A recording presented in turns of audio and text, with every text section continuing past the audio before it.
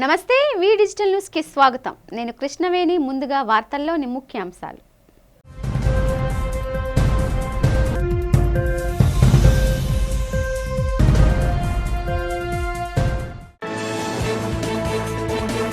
తిరుపతి శ్రీ సిటీలో LG electronics union నిర్మాణ పనులకు భూమి పూజ చేసిన రాష్ట్ర మంత్రి నారా లోకేష్.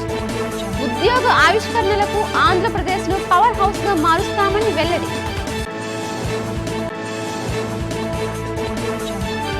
విద్యుత్ శాఖపై మాజీ ముఖ్యమంత్రి జగన్ చేస్తున్న ఆరోపణలను ఖండించిన రాష్ట్ర విద్యుత్ శాఖ మంత్రి గొట్టిపాటి రవికుమార్. అవినీతి సొమ్ముతో ఏర్పాటు చేసిన తన మీడియాను అడ్డుపెట్టుకుని తప్పుడు రాత్రులు రాస్తున్నారని ధ్వజం. కలెక్టర్ కార్యాలయంలో పలు సేవా కార్యక్రమాల నడుమ ఘనంగా జరిగిన ప్రపంచ రెడ్ క్రాస్ దినోత్సవం. ఈ సందర్భంగా ఏర్పాటు చేసిన మెగా రక్తదాన శిబిరాన్ని ప్రారంభించిన collector Harindra Prasad. Siripuram Karachiwada department store పేరు మార్పుపై కొనసాగుతున్న వివాదం. పేరు మార్చాలంటున్న జనజాగరణ సమితి, అదే పేరు కొనసాగించాలంటున్న బీజేపీ నేత పరశురామరాజు. రాష్ట్రంలో సృష్టించబడే ప్రతి ఉద్యోగం ఆవిష్కరణ ద్వారా ఆంధ్రప్రదేశ్ను ఎలక్ట్రానిక్ పవర్ హౌస్ గా మార్చేందుకు బాటలు వేస్తున్నామని రాష్ట్ర విద్య, ఐటీ, ఎలక్ట్రానిక్ శాఖ మంత్రి నారా లోకేష్ అన్నారు. అంతర్జాతీయ స్థాయి గృహోపకరణాల తయారీ సంస్థ ఎల్జీ ఎలక్ట్రానిక్స్ ను శ్రీ సిటీ యూనిట్ కు లోకేష్ భూమి పూజ చేశారు. ఈ సందర్భంగా మంత్రి లోకేష్ మీడియాతో మాట్లాడుతూ, ఈ రోజు ఎల్జీ యూనిట్ కు మాత్రమే కాదు, ఆంధ్రప్రదేశ్ భవిష్యత్తు కోసం కొత్త పునాదులు వేస్తున్నామన్నారు. ఈ కార్యక్రమం ఒక నిర్మాణ ప్రాజెక్టు ప్రారంభం కంటే పెద్దదని, ఇది రాష్ట్రంతో పాటు భారతదేశ పారిశ్రామిక వృద్ధి, సాంకేతిక పురోగతిలో ఒక మైలురాయి అవుతుందన్నారు. ఆవిష్కరణ పెట్టుబడి కలిసే చోట భవిష్యత్తు రూపుదిద్దుకుంటుందని చెప్పారు. 5,000 కోట్లకు పైగా పెట్టుబడితో ఎల్జీ ఎలక్ట్రానిక్స్ ఆంధ్రప్రదేశ్కు ప్రపంచ స్థాయి తయారీ యూనిట్ను తీసుకురావడమే కాక ఏపీని పెట్టుబడుల గమ్యస్థానంగా ప్రపంచ విశ్వాసాన్ని పునరుద్ఘాటిస్తోందని అన్నారు. And our wish to become a true national brand. With this new factory, we plan to expand the production, create more jobs in Andhra Pradesh, and get close to Indian customers through a strong supply chain. Its location near the port also makes it a great base for exports and imports, supporting the Indian government's Make in India vision. We believe India will become a global production center. Our new plant in Sri City will help boost local manufacturing, create opportunities, and support the economy. We will keep offering innovative, reliable products made in India, earning the continued trust of Indian families. Thank you again for being part of these special days. We look forward to a successful future together. Thank you.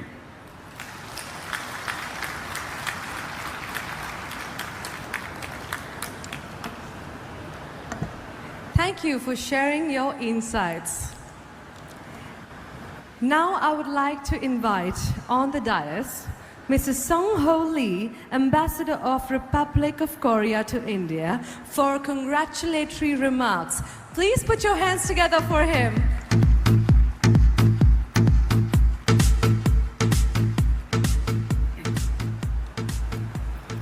Namaste. 안녕하세요. Honorable IT Minister Nara Lokesh, 유재철 LG전자 HS 본부장님, 이재성 LG전자 ES 본부장님, distinguished guests, ladies and gentlemen, it is a pleasure to be here in Sri City today to celebrate the groundbreaking of LG Electronics' third manufacturing plant in India. I would like to begin by thanking the government of India, the government of Andhra Pradesh, and LG Electronics, who made today's ceremony possible. This year, Korea. Before you today, at this momentous occasion, the groundbreaking ceremony of LG Electronics state-of-the-art facility here in Sri City, Andhra Pradesh. I extend a very warm welcome to the leadership of LG Electronics, India and global, and its vendor companies to our state. Today marks more than just the beginning of a construction project. It is a defining milestone in the journey of industrial growth and technological advancement for our state and for our nation. విద్యుత్ శాఖపై YCP అధినేత జగన్మోహన్ రెడ్డి చేసేవన్నీ తప్పుడు ప్రచారాలని ఇంధన శాఖ మంత్రి గొట్టిపాటి రవికుమార్ పేర్కొన్నారు. ఈ సందర్భంగా తాడేపల్లిలోని క్యాంపు కార్యాలయంలో మంత్రి గురువారం మాట్లాడుతూ వైసీపీ ప్రభుత్వ విధానాలపై మండిపడ్డారు. యాక్సిస్ బ్రూక్ఫీల్డ్ కంపెనీతో కూటమి ప్రభుత్వం చేసుకున్న విద్యుత్ ఒప్పందాలపై అవినీతి సొమ్ముతో ఏర్పాటు చేసిన సాక్షి మీడియాను అడ్డం పెట్టుకుని జగన్మోహన్ రెడ్డి తప్పుడు ప్రచారం చేస్తున్నారని ఆగ్రహం వ్యక్తం చేశారు. వైసీపీ ప్రభుత్వంలోకి సెకీ నుంచి 2.49కి విద్యుత్ కొనుగోలు చేశామనేది పచ్చి అబద్ధమని మంత్రి గొట్టిపాటి పేర్కొన్నారు. ట్రాన్స్మిషన్ లాసెస్ ఇతర ఖర్చులన్నీ కలిపితే ₹5 పైనే ఖర్చు చేయాల్సి వస్తోందని వివరించారు. రాష్ట్ర ప్రయోజనాల కోసం కూటమి ప్రభుత్వం చేసుకున్న ఒప్పందాలపై జగన్ అనవసర రాద్ధాంతం చేస్తున్నారని మండిపడ్డారు. అత్యధిక విద్యుత్ వినియోగం జరిగే సమయంలో ఒత్తిడిని తట్టుకునేందుకు ప్రజలకు నిరంతరాయ విద్యుత్ అందించేందుకు యాక్సిస్ బ్రూక్ఫీల్డ్ ఒప్పందాలు ఎంతో ఉపయోగపడతాయని మంత్రి స్పష్టం చేశారు. ఆపరేషన్ సింధూర్కి పూర్తి మద్దతు, ఆంధ్ర రాష్ట్ర ప్రభుత్వం పూర్తి మద్దతు ఉంది. ఇటీవల ఆంధ్ర రాష్ట్ర పర్యటనకు వచ్చిన మోడీ గారికి కూడా, ప్రధానమంత్రి మోడీ గారికి కూడా మన కూటమికి సంబంధించిన నాయకులు, మన ముఖ్యమంత్రి వర్యులు నారా చంద్రబాబు నాయుడు గారు కానీ, అదేవిధంగా పవన్ కళ్యాణ్ గారి, అదేవిధంగా మన లోకేష్ గారు కూడా పూర్తి మద్దతు ఇస్తామని చెప్పి తెలియజేశారు. కేంద్ర ప్రభుత్వం మోడీ గారి నాయకత్వంలో ఏ నిర్ణయం తీసుకున్నా సరే మన రాష్ట్ర ప్రభుత్వం, రాష్ట్ర ప్రజలు కూడా పూర్తిగా మోడీ గారి నిర్ణయానికి పూర్తి మద్దతు ఇస్తామని చెప్పి తెలియజేసి ఆ రోజు చెప్పడం జరిగింది. అది ఖచ్చితంగా మద్దతు ఇస్తాం. అదే కాకుండా ముఖ్యమైన విషయం ప్రజల దృష్టికి తీసుకురావాలి, ఆంధ్ర రాష్ట్ర ప్రజల దృష్టికి. ఎందుకంటే ఇటీవల కాలంలో పదే సాక్షి పత్రికను అడ్డం పెట్టుకొని తప్పుడు రాతలన్నీ కూడా రాస్తూ ఉన్నారు. ముఖ్యంగా మన మధ్య యాక్సిస్ బ్రూక్ ఫీల్డ్ తోటి రాష్ట్ర ప్రభుత్వం ఒక పీపీఏ అయింది మన ఎస్బిటిసిఎల్ నుంచి. దాన్ని తప్పుడు రాతలతోటి ప్రజలను తప్పుదోవ పట్టిస్తూ ఉన్నారు. దాని గురించి పూర్తిగా ప్రజలకు తెలియజేయాల్సిన అవసరం ఉంది కనుక మీ ద్వారా ముందుకు వస్తూ ఉన్నాము. యాక్సిస్ అను బ్రూక్ఫీల్డ్ కలిపి మనం రాయలసీమ ప్రాంతంలో దాదాపు 400 మెగావాట్లు మనం ₹4.60 పీపీఏ చేసామన్నమాట. ఇది పీక్ కవర్స్ని, దాని పీక్ అవర్స్ అంటే మనకు పొద్దున పూట 6 నుంచి 10 దాకా, అట్లనే సాయంత్రం పూట 6 నుంచి 10 దాకా మనం పీక్ అవర్స్ అంటాము. అక్కడ విపరీతమైన పవర్ షార్టేజ్ ఉండటం వల్ల మనం చాలా పెద్ద ఎత్తున బయట పర్చేజ్ చేస్తూ ఉంటాం అనమాట. ఎక్కువ రేటుతో పర్చేజ్ చేస్తూ ఉంటాం పవర్. గత ప్రభుత్వం ఇదే పీపీఏని, యాక్సిస్కి సంబంధించిన పీపీఏని ₹5 పైచీలకు డబ్బులతో, ₹12 పైచీలకు పంపిస్తే మనం దాన్ని మళ్ళీ వాళ్ళతో మాట్లాడి, ఎవరితో యాక్సిస్ వాళ్ళతో కానీ బ్రూక్ఫీల్డ్ వాళ్ళతో పిలిచి వాళ్ళతో మాట్లాడి మాకు ఇంత పవర్ ఇవ్వాలి, దాదాపు మేము ₹4.60 మాత్రమే చేయగలుగుతామని చెప్పి మనం పీక్ అవర్స్ని డిమాండ్ని మీట్ కావటం కోసం మనం ఈ ప్రయత్నం చేసాం. ₹4.60 ఇచ్చాము. దాన్ని సాక్షిలో పదే తప్పుడు వార్తలు రాయటం కాకుండా వాళ్ళ మనుషుల చేత, వాళ్ళ అభిమానుల చేత కూడా, అందరి చేత కూడా తప్పులు ప్రచారం చేపిస్తాము. దేశంలోని ప్రముఖ పుణ్యక్షేత్రంగా విరాజిల్లుతున్న సింహాచలం శ్రీవరహ లక్ష్మీ నరసింహస్వామి వారి దేవస్థానంలోని వైభవంగా చక్రవర్తి తిరుమగన తిరునక్షత్ర మేషశుద్ధ నవమి పురస్కరించుకొని శ్రీరామ జయంతి జరిగింది. ఈ సందర్భంగా స్వామివారిని సుప్రభాత సేవతో మేల్కొల్పి విశేష పూజలు నిర్వహించారు. ఈ మేషశుద్ధ నవమి నాడు ఈ ఉత్సవం జరిపించడం ఆనవాయితీగా వస్తోంది. స్వామి సన్నిధిలోని గోవిందరాజస్వామి అలంకరణలో ఉభయ దేవరులతో పలు అభిషేకాలు, వేద పారాయణం నిర్వహించారు. అనంతరం స్వామివారిని అందంగా అలంకరించి ఉత్సవాన్ని వైభవంగా నిర్వహించారు.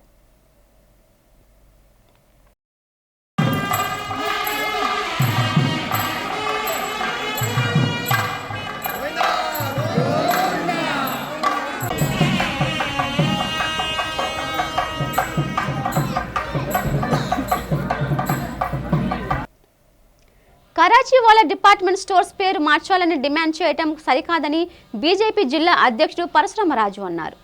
ఈ సందర్భంగా సిరిపురంలోని కరాచీ వాళ్ళ డిపార్ట్మెంట్ స్టోర్స్ను సందర్శించారు. కరాచీ వాళ్ళ పేరు మార్పు చేయాలని చాలా మంది బెదిరింపులకు పాల్పడుతున్నట్లు తన దృష్టికి వచ్చిందని చెప్పారు.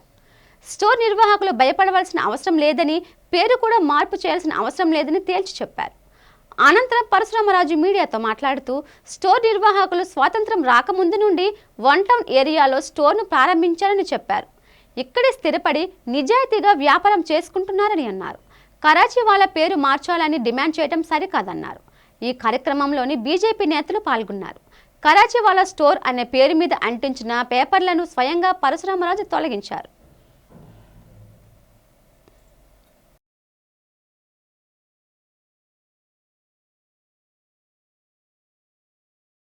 ఇప్పుడు మనం ఇక్కడ కరాచీవాలా అనే డిపార్ట్మెంట్ స్టోర్ సిరిపురం దగ్గర రావడం జరిగింది.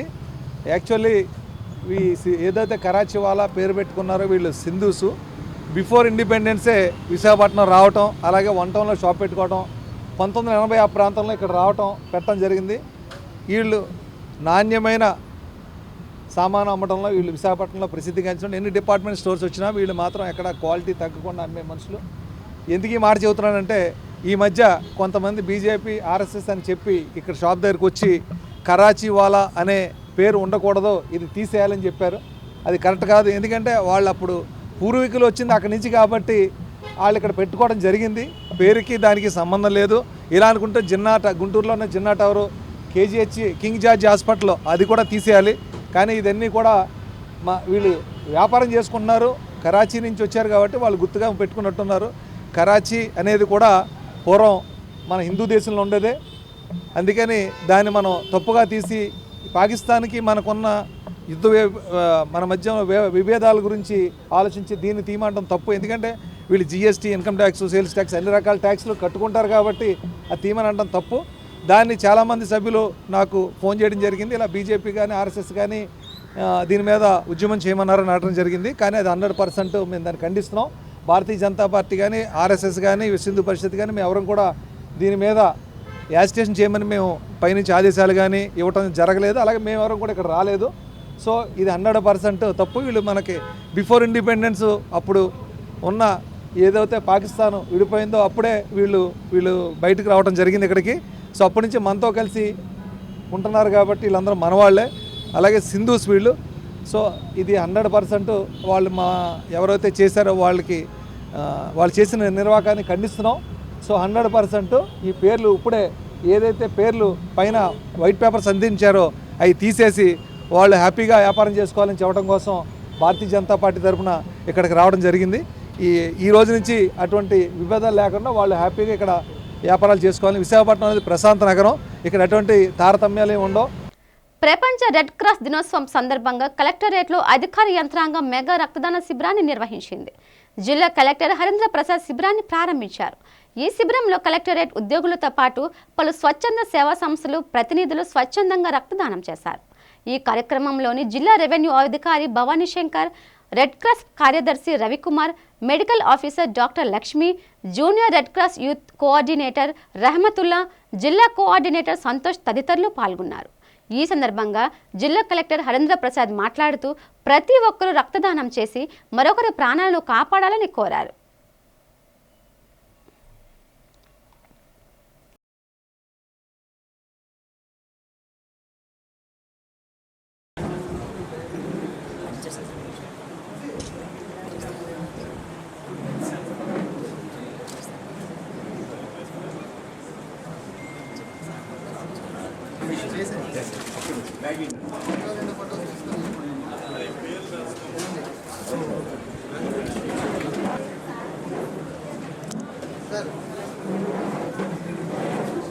ఉత్తరాంధ్ర ఆరాధ్య దైవం ప్రముఖ పుణ్యక్షేత్రంగా విరాజిల్లుతున్న సింహాచలం శ్రీ వరాహ లక్ష్మీ నరసింహస్వామి వారి నిత్య కళ్యాణం అత్యంత వైభవంగా జరిగింది.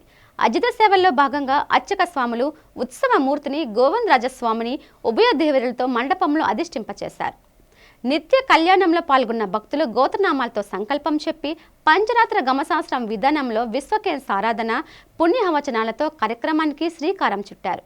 కంకణ ధారణ, నూతన యజ్ఞపవిత సమర్పణ, జీలకర్ర బెల్లం, మాంగళ్య ధారణ, తలంబ్రాల ప్రక్రియను కమనీయంగా జరిపించారు. మంత్రపుష్పం, మంగళ శాసనాల తర్వాత భక్తులకు వ్యాధశ్రీ విషణాలు, శేష వస్త్రాలు, స్వామివారి ప్రసాదాలు అందజేశారు. అనంతరం అంతరాల దర్శనం కల్పించారు.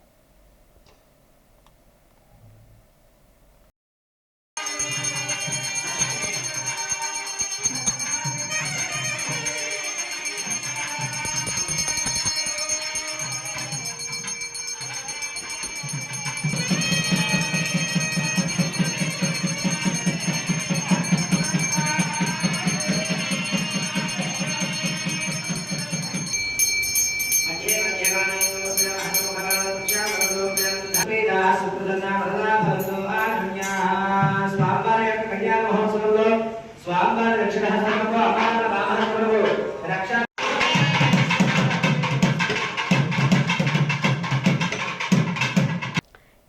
పాయింట్ శ్రీ షిరిడి సాయి మందిర్ ఆలయ కమిటీ ప్రతినిధులు పలు కూడళ్లలో విధులు నిర్వహిస్తున్న పోలీసులకు ప్రసాదం మజ్జిగను పంపిణీ చేశారు. ఈ సందర్భంగా మద్దిలపాలెం జంక్షన్లో విధులు నిర్వహిస్తున్న ట్రాఫిక్ పోలీసులకు ఆలయ కమిటీ ప్రతినిధులు ప్రసాదం మజ్జిగను అందజేశారు. మండు టెండలో విధులు నిర్వహిస్తూ ట్రాఫిక్ను క్రమబద్ధీకరిస్తున్న వారి సేవలను కమిటీ ప్రతినిధులు అభినందించారు. నగరంలోని పలు జంక్షన్లో విధులు నిర్వహిస్తున్న ట్రాఫిక్ పోలీసులకు ఆలయ కమిటీ ప్రతినిధులు షిరిడి సాయిబాబా ప్రసాదం పంపిణీ చేశారు. ఈ కార్యక్రమంలో ఆలయ కమిటీ ప్రతినిధులతో పాటు బాబా భక్తులు పాల్గొన్నారు.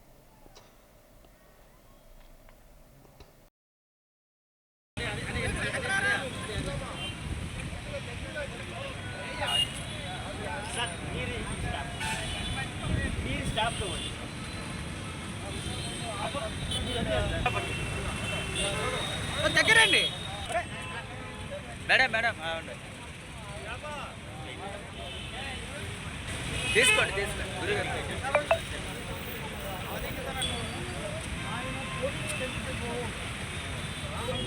ఎయిర్ స్ట్రైక్ సమయంలో ప్రజలు తీసుకోవాల్సిన జాగ్రత్తలు తెలియజేస్తూ కేంద్ర ప్రభుత్వం పలు ప్రాంతాల్లో మాక్ డ్రిల్ను నిర్వహించింది.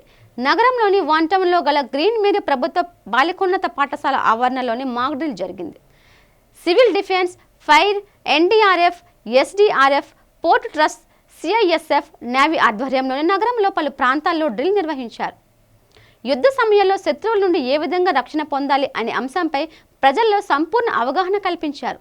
సీతమ్మధార, ఆక్సిజన్ టవర్స్తో పాటు పలు ప్రాంతాల్లో బ్లాక్అవుట్ ఏ విధంగా చేయాలో ప్రజలకు చూపించారు.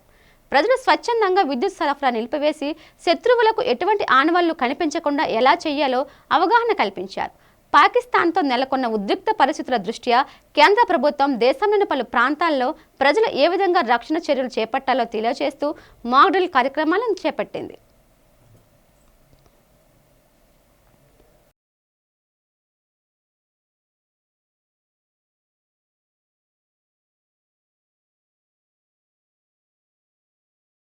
ఈ మాక్ డ్రిల్లో ఒక ఎయిర్ రైడ్ అలర్ట్ వస్తే, ఎయిర్ రైడ్ జరిగితే మనము ఎటువంటి ప్రమాదాలు మనం ఎదుర్కొంటామో ఆ ప్రమాదానికి ఎటువంటి చర్యలు, రెస్క్యూ యాక్టివిటీస్ ఎటువంటి చర్యలు చేపట్టాలనేది మీద ఒక డ్రిల్ చేపట్టడం జరిగింది. దీంతో పాటు బ్లాక్అవుట్ అంటే ప్రజలే వాళ్ళ ఒక ప్రాంతాన్ని కంప్లీట్గా డార్క్గా ఏ విధంగా మార్చుకోవాలి, బ్లాక్అవుట్ స్వయంగా నిర్వహించుకోవాలనేది మీద కూడా ఒక మాక్ డ్రిల్ చేపట్టడం జరుగుతుంది. ఈ యాక్టివిటీలో వివిధ డిపార్ట్మెంట్స్ పాల్గొన్నాయి. నేవీ, అదేవిధంగా పోలీస్ డిపార్ట్మెంట్, ఎన్డీఆర్ఎఫ్, ఎస్డీఆర్ఎఫ్ వాళ్ళతో పాటు ఎన్సీసీ వారు, అదేవిధంగా health department, education department and మన కేజీహెచ్ సంబంధించిన సిబ్బంది వీళ్ళందరూ కూడా పార్టిసిపేట్ చేయడం జరిగింది. ఈ యాక్టివిటీలో 2-3 మాక్ యాక్టివిటీస్ మనం చేపట్టాము. ఒక హై రైజ్ బిల్డింగ్లో ఒక ఫైర్ వస్తే, సపోజ్ ఈ ఏరియల్ రైడ్ ద్వారా ఏదైనా బాంబ్స్ వేస్తే, అప్పుడు ఫైర్ వస్తే ఫైర్ నుంచి ఎటువంటి రెస్క్యూ చర్యలు చేపట్టాలి. అదేవిధంగా ఏదైనా కెమికల్ అండ్ బయాలజికల్ డిజాస్టర్ అక్కర అయితే ఏ విధంగా రెస్క్యూ చేయాలనేది కూడా ఎన్డీఆర్ఎఫ్ వాళ్ళు, ఫైర్ వాళ్ళు చెప్పడం జరిగింది.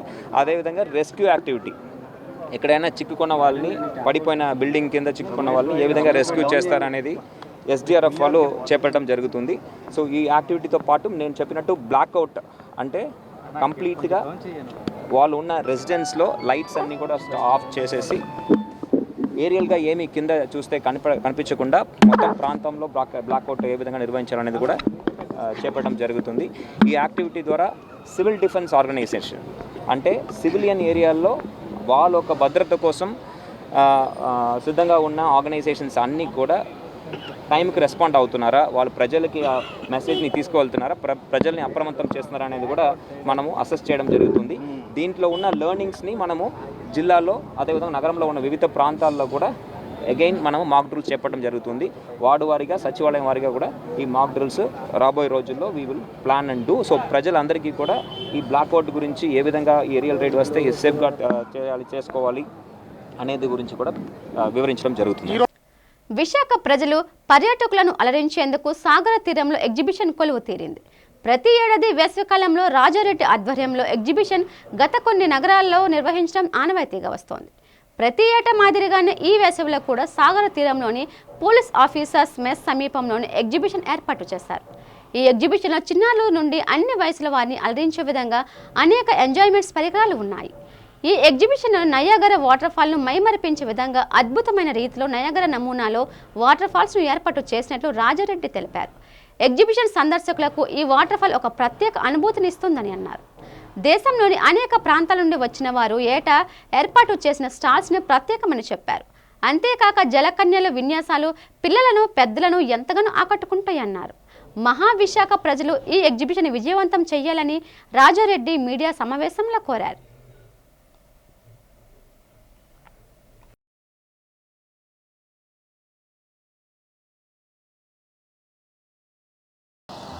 భారతదేశంలోనే మొట్టమొదటిసారిగా ఈ వైజాగ్ ఎక్స్పోలో ఈ నయాగరా జలపాతాన్ని ఇక్కడ ఒక నమూనా రూపంలో మనం వేయడం జరిగింది, సెట్టింగ్ రూపంలో. ఇది సుమారుగా 180 అడుగుల పొడుగు, అదేవిధంగా 30 అడుగుల వెడల్పుతోటి ఎత్తుతోటి ఈ నయాగరా జలపాతాన్ని మనం ఇక్కడ చూపరులకి ఆకర్షించే విధంగా తీర్చడం జరిగింది. దీంట్లో సుమారుగా 4 లక్షల లీటర్ల వాటర్ తోటి మనం వాటర్ స్టోర్ చేసుకొని ఆ వాటర్ని రొటేట్ చేస్తూ ఈ నయాగరా జలపాతాన్ని మనం చేస్తూ ఉన్నాము. ఇది ఎక్కడో అమెరికాలో ఉన్నటువంటి అదేవిధంగా జలపాతాన్ని ఇక్కడ మనం విశాఖ నగర బీచ్లో ఉన్నటువంటి బీచ్కి ఎదురుగా ఉన్నటువంటి ఏయూ గ్రౌండ్స్లో ఈ రోజు నుంచే ప్రారంభిస్తూ ఉన్నాము. ఈ ప్రారంభంలో ముఖ్యంగా చెప్పాలంటే ఈ ఎగ్జిబిషన్లో జలకర్ణీలతో పాటు మినీ కాశ్మీర్ని కూడా ఇక్కడ మనం పెట్టడం జరిగింది. ఇది చూపర్లను ఎంతగానో ఆకర్షిస్తుంది. అదేవిధంగా సుమారుగా 45 రోజుల పాటు మనం ఈ ఎగ్జిబిషన్ని ఆపేసి మళ్ళీ పునఃప్రారంభిస్తూ ఉన్నాం ఈ రోజు నుంచే. ఈ ప్రదర్శన ఈ వేసవి హాలిడేస్ వరకు మాత్రమే కొనసాగనుంది. దయచేసి ప్రతి ఒక్క సందర్శకులు కూడా ఈ ఎగ్జిబిషన్కి ఇచ్చేసి మీ విలువైన సమయాన్ని మీ చిన్నారు పిల్లలు ఎవరైతే ఉంటారో వాళ్ళందరికీ కూడా ఆనందాన్ని కల్పిస్తారని మీ ద్వారా మేము తెలియపరుచుకుంటూ ఉన్నాము. ఈరోజు విశాఖ నగరం ఒక పర్యాటక కేంద్రం. దీంట్లో భాగంగానే ఈ పర్యాటకులు అనేవాళ్ళు మన విశాఖపట్నం నుంచే కాదు, విజయనగరం నుంచి కావచ్చు, శ్రీకాకుళం నుంచి కావచ్చు, దేశ నలుమూల నుంచి కూడా చాలామంది సందర్శకులు ప్రతినిత్యం ఇక్కడికి వస్తూ ఉంటారు. వారందరికీ కూడా మీ ద్వారా మేము తెలియపరిచేది ఏంటంటే అతి తక్కువ ధరకే 150 రూపాయల టికెట్ కాదు, దీన్ని ఓన్లీ 100 రూపాయలకే ప్రతి ఒక్కరిని ఆకర్షించే విధంగా ఒక ఎంటర్టైన్మెంట్ అందించే విధంగా ఈ ప్రదర్శన ఉండబోతుంది. 3 సంవత్సరాల పైబడిన పిల్లలకు మాత్రమే 100 రూపాయల టికెట్ ఉంటుంది ప్రతి ఒక్కరికి కూడా. 3 సంవత్సరాల లోపున పిల్లలకు ఎటువంటి ప్రవేశ రుసుము లేదు, ఫ్రీగానే వాళ్ళందరూ కూడా చూడొచ్చు. అంటే 100 రూపాయలకే జలకన్యలతో పాటు అదేవిధంగా మినీ కాశ్మీర్, అదేవిధంగా ఈ జలపాతాన్ని కూడా మనం ఈ నయాగరా జలపాతాన్ని కూడా మనం చూపర్లకి అందుబాటులోకి తీసుకొచ్చాము ఈ రోజు నుంచే. ప్రతి ఒక్కరు కూడా ఈ అవకాశాన్ని సద్వినియోగపరచుకుంటారని మీ ద్వారా మేము తెలియపరచుకుంటాం. కెప్టెన్ రామారావు కూడలి రేణుక ఎల్లమ్మ ఆలయంలోని అన్నదాన కార్యక్రమం ప్రతి గురువారం నిర్విరామంగా కొనసాగుతోంది. దాతలు ముందుకొచ్చి విరాళాలు అందజేసి అన్నదాన కార్యక్రమాన్ని చేయూతనిస్తున్నారు. ఇందులో భాగంగా వ్యాపారవేత్త బాబురావు, భార్గవి దంపతులు తమ కుమార్తె నాగకుసుమ తస్విక జన్మదిన వేడుకలు ఆలయ ప్రాంగణంలో నిర్వహించి అన్నదాన కార్యక్రమాన్ని చేపట్టారు. ఈ కార్యక్రమంలో ఆలయ గౌరవ అధ్యక్షులు పీలా వెంకటప్పల నాయుడు, అధ్యక్షుడు కరి నీలకంఠం, ముఖ్య సలహాదారుడు బోడెట్టి ప్రసాద్, కార్యదర్శి బొడ్డు పోలారావు పాల్గొని భక్తులకు అన్నదానం చేశారు. అనంతరం వారు మాట్లాడుతూ ఎంతో ప్రసిద్ధిగాంచిన రేణుక ఎల్లమ్మ అమ్మవారి ఆలయంలోని అన్నదానం చేయడం ఎంతో అదృష్టంగా భావించాలన్నారు. అమ్మవారి అనుగ్రహం భక్తులకు ప్రజలకు ఎల్లవేళలా ఉంటాయని ఆకాంక్షించారు. బాబురావు మాట్లాడుతూ తమ కుమార్తె జన్మదినం సందర్భంగా అన్నదానం చేసే భాగ్యం కలగడం ఆనందంగా ఉందన్నారు. ఈ కార్యక్రమం కమిటీ ప్రతినిధులు పంపాన గణేష్, వాసుపల్లి నారాయణ, బడే నాగరాజు, పాకలపాటి అప్పారావు, గలగల్ల సత్యవతి, మధు, ఆలయ అర్చకులు కామేశ్వర శర్మ తదితరులు పాల్గొన్నారు.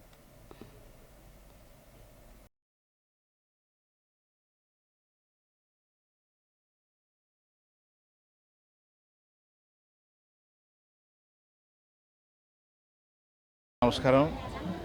అచ్చంపేట రేణుక ఎల్లమ్మ ఆవరణలో ఈరోజు జరుగుతున్నటువంటి అన్న సమారాధనకి ముఖ్య కారణం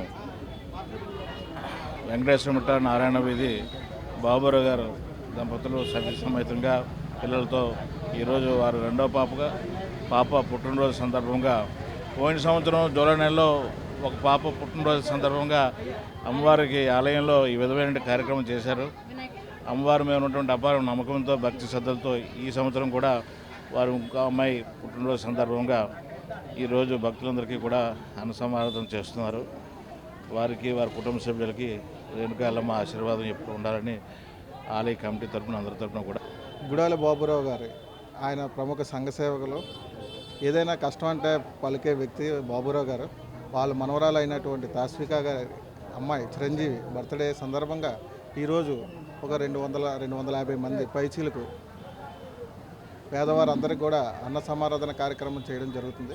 ఆ చిరంజీవికి అష్టేశ్వరి భోగభాగ్యాలు ఇచ్చి ఆ రేణుకెళ్ళం తల్లి గౌరీ పరమేశ్వరులు చల్లగా చూడాలని కోరుకుంటున్నాను. ఇలాంటి కార్యక్రమాలకి, ఇలాంటి పుట్టినరోజులన్నీ కూడా ఇలాంటి దేవాలయాలు సాంప్రదాయ సిద్ధంగా జరిగితే బాగుంటుందని నేను. ఈరోజు మా పెద్దమ్మాయి పుట్టినరోజు సందర్భంగా నాకు ఈ అవకాశం ఇచ్చినందుకు చాలా ధన్యవాదాలు. లోగడ ఇలాగ కూడా మా చిన్న అమ్మాయికి కూడా ఇచ్చారు. ఈ కమిటీ మెంబర్స్ ఇలాగా ఈ సేవ చేస్తూను ప్రజలకందరికీ నెక్స్ట్ మాకు కూడా ఇలాంటి అవకాశం ఇచ్చినందుకు చాలా ధన్యవాదాలు చెప్తున్నాను.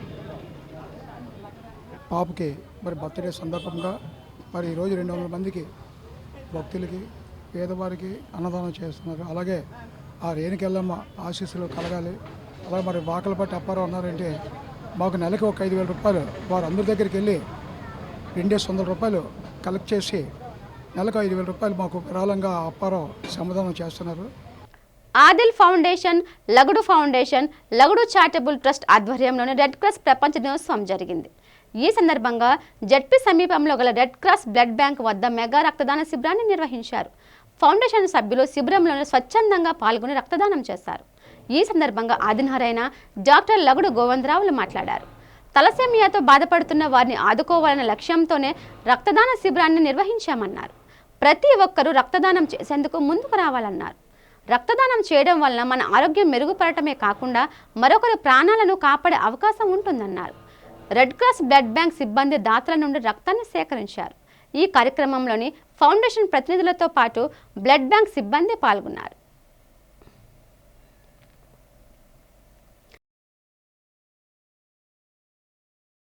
ఈరోజు రెడ్ క్రాస్ సొసైటీలో రక్తదాన శిబిరంలో పాల్గొనడం జరిగింది.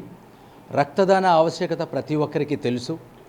అనేక ప్రమాదాలకు చోటు చేసుకోవడం వలన చాలామంది ఇబ్బందులు పాలవుతున్నారు. రక్తం దొరక్క చాలామంది దాని అవసరమై చాలామంది ప్రాణాలు కూడా పోగొట్టుకుంటున్నారు. కాబట్టి ఈ రక్తదానం చేయడం వలన మనిషికి ఎవరైతే రక్తదానం చేస్తున్నారో వాళ్ళకి చక్కని ఆరోగ్యం ఉంటుంది. ఆరోగ్యంతో పాటు వాళ్ళు రక్తదానం ఎంత చేస్తే వాళ్ళ తాలూకా సెల్స్ అవన్నీ కూడాను రీజనరేట్ అయ్యి వాళ్ళు ఆరోగ్యంగా ఉండడం, అంతేకాకుండా చాలా 3-4 తాలూకా ప్రాణాలను కూడా కాపాడవచ్చు. కాబట్టి దీని ఆవశ్యకత ఎంతైతే ఉంది. నేడు ఇండియన్ రెడ్ క్రాస్ దినోత్సవం సందర్భంగా New Delhi Adileela foundation chairman S Adinarayana గారి ఆధ్వర్యంలో నేడు మహా రక్తదాన శిబిరాన్ని ఈ యొక్క ఇండియన్ రెడ్ క్రాస్ సొసైటీ బిల్డింగ్లో ఏర్పాటు చేయడం జరిగింది. ముఖ్యంగా చాలామంది కూడా తలసేమియా వంటి వ్యాధులతో బాధపడుతున్నారు. రక్తహీనత వంటి వ్యాధులతో చాలా వరకు కూడా బాధపడుతున్నారు. కాబట్టి ఈ నేపథ్యంలో ప్రతి ఒక్కరు కూడా రక్తం ఆవశ్యకత ఎంతో ఉంది. కాబట్టి ఈ యొక్క శిబిరాన్ని ఏర్పాటు చేయడం జరిగింది. ప్రతి ఒక్కరు కూడా ఈ యొక్క కార్యక్రమంలో వాలంటరీగా బాధ్యతాయుతంగా పాల్గొని విజయవంతం చేయాలని చెప్పేసి కూడా మేము కోరుకుంటున్నాం. అఖిల భారత సమ్మెను ప్రతి ఒక్కరూ విజయవంతం చేయాలని సిఐటియు నేతలు పిలుపునిచ్చారు. ఈ నెల 20న చేపట్టే సమ్మెతో కేంద్ర ప్రభుత్వానికి కనువిప్పు కలగజేయాలన్నారు. మద్దిలపల్లం సిఐటియు కార్యాలయంలోని జరిగిన మీడియా సమావేశంలో సమ్మె పోస్టర్ను నాయకులు ఆవిష్కరించారు. ఈ సందర్భంగా సిఐటియు నాయకులు పి వెంకట్రావు, డి అప్పలరాజు మాట్లాడుతూ 4 లేబర్ కోడ్స్ను కేంద్ర ప్రభుత్వం రద్దు చేయాలని డిమాండ్ చేశారు. కార్మికుల హక్కులను కాలరాసేందుకు మోదీ సర్కారు ప్రయత్నించడాన్ని తీవ్రంగా ఖండించారు. దేశంలోని ప్రభుత్వ రంగ సంస్థల అభివృద్ధికి, కార్మికుల సంక్షేమానికి కేంద్రం చర్యలు తీసుకోవాలని డిమాండ్ చేశారు. కార్మికుల హక్కులను కాలరాసే విధంగా మోదీ సర్కారు ముందుకు వెళితే తీవ్ర పరిణామాలు తప్పవని కార్మిక నేతలు వెంకట్రావు, అప్పలరాజులు హెచ్చరించారు. మే 20వ తారీఖున దేశవ్యాప్తంగా మొత్తం కార్మిక వర్గం సమ్మె చేయడం జరుగుతుంది. ప్రధానంగా నరేంద్ర మోడీ అధికారంలోకి వచ్చిన దగ్గర నుంచి కూడా పెట్టుబడిదారులకు అనుకూలంగా కార్మిక చట్టాలు మార్చాలని అనేక ప్రయత్నాలు చేస్తున్నారు. అనేక పోరాటాల ద్వారా సాధించుకున్న 44 కార్మిక చట్టాలను నిర్వీర్యం చేస్తూ 4 లేబర్ కోడ్స్గా తీసుకురావడం జరిగింది. ఈ 4 లేబర్ కోడ్స్ కానీ అమల్లోకి వస్తే కార్మికులకున్న స్వతంత్రం ముందు నుంచి పోరాట సాధించుకున్న చట్టాలన్నీ కూడా నిర్వీర్యం అవుతాయి. ప్రధానంగా సంఘం పెట్టుకునే హక్కుతో సహా బేరసారాలాడే హక్కు కానీ, కనీస వేతనాల చట్టం కానీ, పిఎఫ్పిఎస్ఐ చట్టం కానీ అనేక చట్టాలు ఈ 4 లేబర్ కోడ్స్ వల్ల నష్టపోతారు. అందుకనే కార్మికుల్ని బానిసలుగా మార్చే 4 లేబర్ కోడ్స్ ఏవైతే ఉన్నాయో దాన్ని వెంటనే రద్దు చేయాలనేది ప్రధాన డిమాండ్ తోటి ఈ దేశవ్యాప్త సమ్మె జరుగుతుంది. వార్తలు ముగించే ముందు ముఖ్యాంశాలు మరోసారి.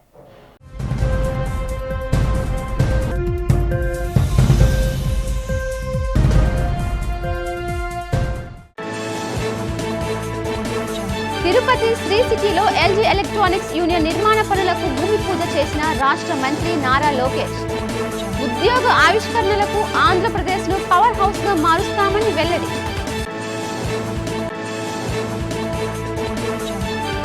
విద్యుత్ శాఖపై మాజీ ముఖ్యమంత్రి జగన్ చేస్తున్న ఆరోపణలను ఖండించిన రాష్ట్ర విద్యుత్ శాఖ మంత్రి గొట్టిపాటి రవికుమార్.